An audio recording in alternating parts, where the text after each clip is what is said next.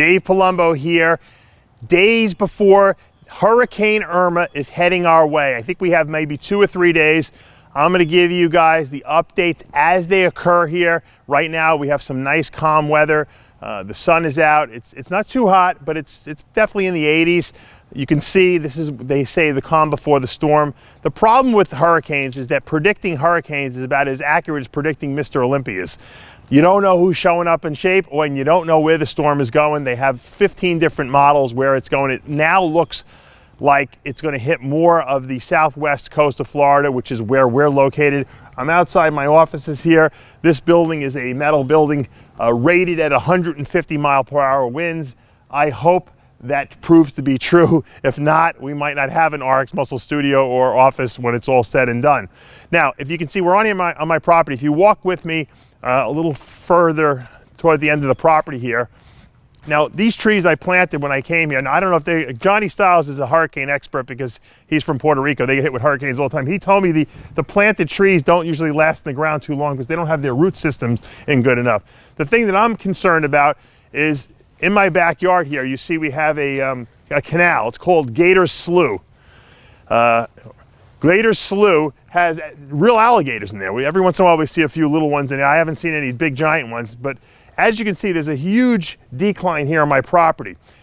In order for us to get flooded, this Gator's Slough would have to fill up with enormous amounts of water, whether it be from a coastal surge from the hurricane itself or just excessive rain.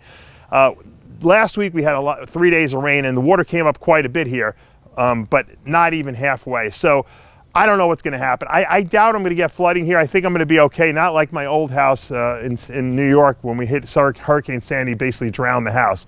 If you look at the back of the side of my warehouse here, we have windows on when we built this warehouse out and I put my offices on the second floor there, we had to put windows, but the windows are hurricane rated and they have impact glass, so we don't have to put any kind of hurricane shutters up. We don't have to put any kind of wood on there. They're supposedly protected. It's almost like bulletproof glass in there. Now that doesn't mean that if a tree were to get dislodged and go through the window, it wouldn't go through. I have a feeling it probably would. At 150 miles per hour winds, anything becomes a projectile missile here. That's the problem. Now, if you look at the back of my house, once again, we have these impact windows there that are not going to be covered up, so you don't see hurricane shutters on my house. I'm a little concerned about my satellite dish there, but I have a feeling that the biggest thing we're going to have to be inconvenienced by is lack of electricity. And obviously, you don't know when that's going to get turned back on.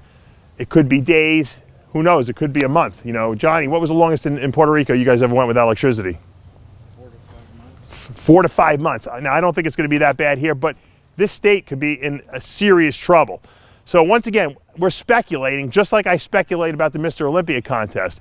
I hope it doesn't come to fruition. I know we're getting hit with some sort of a storm. I hope it's not a Category 5 that's going to come right over us, because if the eye comes right over us, I think we're all in very big trouble.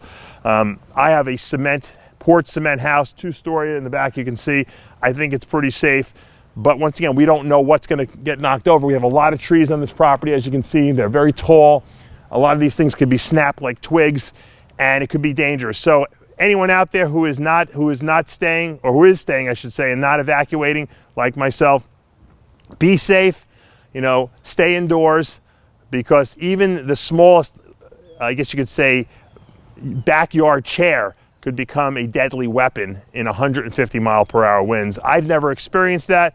Johnny has, but I haven't, so I don't know exactly what it's going to be like, but I'm sure it's going to be at least 24 hours of terror, from what I understand. A lot of rain, a lot of wind, a lot of things broken. Hopefully I'll be able to get out. We have the Olympia next week. Johnny leaves on Wednesday, I leave on Thursday. Hopefully the airports will be functional. We don't know. Otherwise, Chris Aceto and Sid will be doing coverage by themselves. That's not something we want. Obviously, we want to get out of here. So guys, stay tuned all weekend long. I'm going to give you updates on RXMuscle's YouTube channel of Hurricane Irma here in Cape Coral, Florida.